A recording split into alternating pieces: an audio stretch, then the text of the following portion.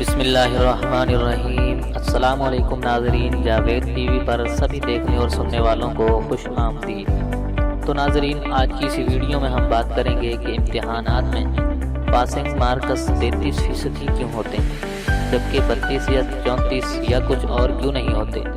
اور جانیے وہ بات جو ہر کسی کو معلوم نہیں، ہمارے ساتھ رہیے گا اور پلیز اس ویڈیو کو مکمل دیکھیے گا۔ اور ویڈیو شروع کرنے سے پہلے ایک چھوٹی سی گزارش کہ آپ ویڈیو کے نیچے دیے گئے لال بٹن کو دبا کر ہمارے اس چینل کو جلدی سے سبسکرائب کر لیں اور ساتھ ہی گھنٹی کے نشان کو لازمی دبا دیں تاکہ آپ کو ہماری ہر نئے آنے والی ویڈیو سب سے پہلے مل سکے۔ تو چلیے شروع کرتے ہیں۔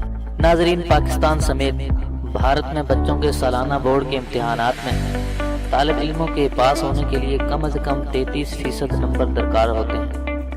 تاہم کبھی کسی نے یہ سوچا کہ یہ 33% نمبر ہی کیوں ہوتے ہیں، جبکہ اس کی جگہ 34 یا 32 کیوں نہیں ہوتے؟ آخر اس کی کیا وجہ ہے؟ اس کی وجہ میں آپ کو بتاتا چلوں کہ امتحانی پرچوں میں ان پاسنگ مارکس نمبروں کا آغاز کافی پرانا ہے۔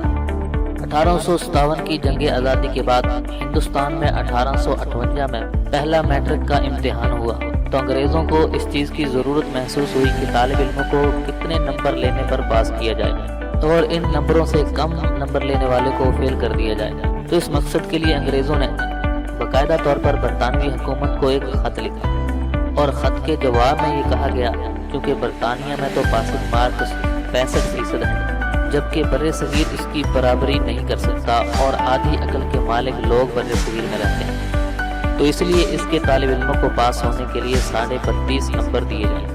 1858 سے لے کر 1861 تک 32.5% اور اس کے بعد کیلکولیشن کو آسان بنانے کے لیے 33% کر دی گئی۔ لیکن ناظرین، جو آج بھی بدقسمتی سے چل رہی ہے اور پریشانی کی بات یہ ہے کہ ایک پرچے میں کل مارکس 100 ہوتے ہیں اور سال میں طالب علموں نے اس مضمون کو پڑھنا ہوتا ہے، اور اس ایک سال کے بعد جب امتحانی پرچہ دیا جاتا ہے تو اس میں 9 سے 7 سوالات دیے جاتے ہیں۔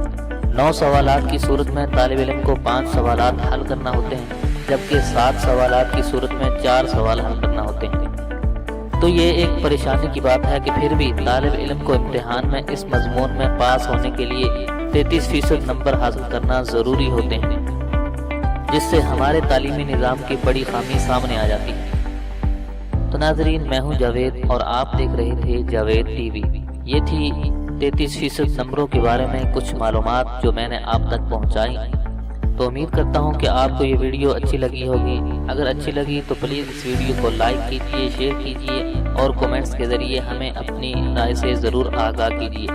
تو آج کی اس ویڈیو میں بس اتنا ہی، ملتے ہیں مزید ایک نئی ویڈیو کے ساتھ، تب تک کے لیے اجازت دیجئے۔ اللہ حافظ۔